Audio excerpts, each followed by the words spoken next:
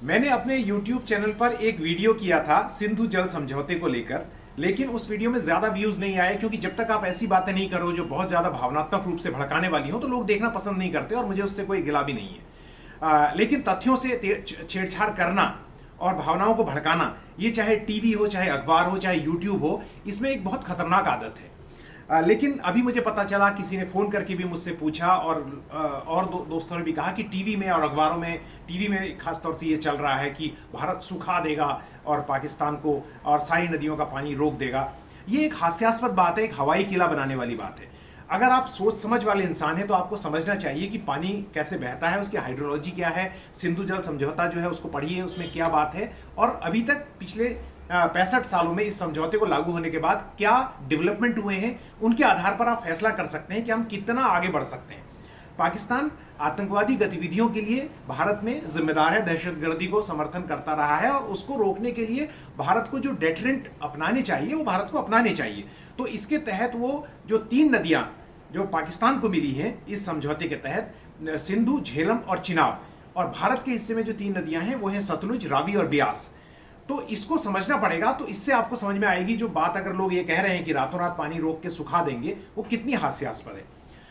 जो भारत के हिस्से की 3 नदियां हैं, सिंधु, माफ कीजिए, सतलुज, ब्यास और रावी, इनमें कुल एनुअल वाटर फ्लो जो है वो 33 मिलियन एकड़ फुट है। मिलियन एकड़ फुट में नापा जाता है, यानी 1 एकड़ फुट में जब पानी फैलता, 1 एकड़ में जब पानी 1 फुट की ऊंचाई तक फैले तो उसे 1 मिलियन एकड़ फुट कहा जाता है। तो इस तरह से 33 मिलियन एकड़ फुट एनुअल फ्लो है। भारत उसका केवल 90% यूज कर पाता है, और 10% पानी तब भी पाकिस्तान की ओर बहता है। अब पाकिस्तान की ओर जो नदियां, जो जिनका अधिकार पाकिस्तान को मिला हुआ है और उन पर सीमित अधिकार भारत के भी हैं, उनमें इसका 4 गुना पानी बहता है। एनुअल फ्लो 133 मिलियन एकड़ फुट, जाके पढ़िए उसे, समझिए इस चीज को। और अगर भारत अपनी जो पानी है उसको 90% ही यूज कर पा रहा है पिछले 60 सालों के एफर्ट के बावजूद, बल्कि मैं कहूंगा आजादी के बाद से अब तक के एफर्ट के बावजूद, भाखड़ा नंगल जैसे डैम और कई डैम जो बने हैं उनके बावजूद, तो क्या आप सोचते हैं रातों रात हम उसके 4 गुना पानी को रोक लेंगे? भारत के पास अधिकार है कि भारत 4 मिलियन एकड़ फुट पानी को स्टोर कर सकता है, वो भी भारत पूरा नहीं कर पा रहा है। पाकिस्तान की नदियों की बात कर रहा हूं।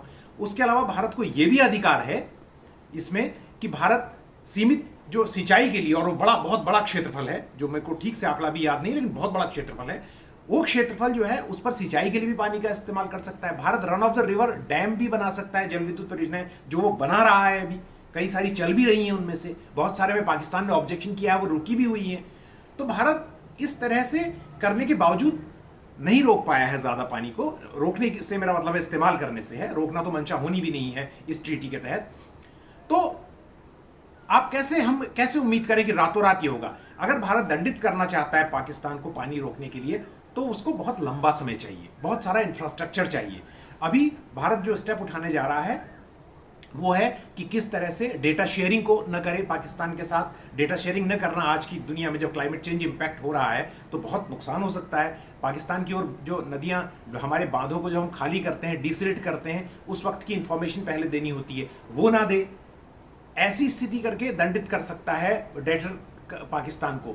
या भारत जो है अपने जो रुके हुए प्रोजेक्ट हैं उनको शुरू कर सकता है। जैसे मिसाल के लिए तुलबुल प्रोजेक्ट जो है, जो वुलर झील को लेकर जुड़ा हुआ प्रोजेक्ट है, उसको दोबारा शुरू कर सकता है। तो ये कदम भारत इमीडिएट उठा सकता है, और इनको हमें एक डेटरेंट के तौर पर बताना चाहिए, रादर देन जनता को ये गुमराह करना और भावनाओं को भड़काना कि रातों रात पानी सुखा दिया जाएगा, which is not impossible, which is not possible. वो पॉसिबल है ही नहीं। पॉसिबल है किसी भी स्तर पर बहुत बड़ी जो वॉल्यूम में पानी को रोकना, उसके लिए इंफ्रास्ट्रक्चर को डेवलप करेंगे, उसके लिए टाइम लगेगा।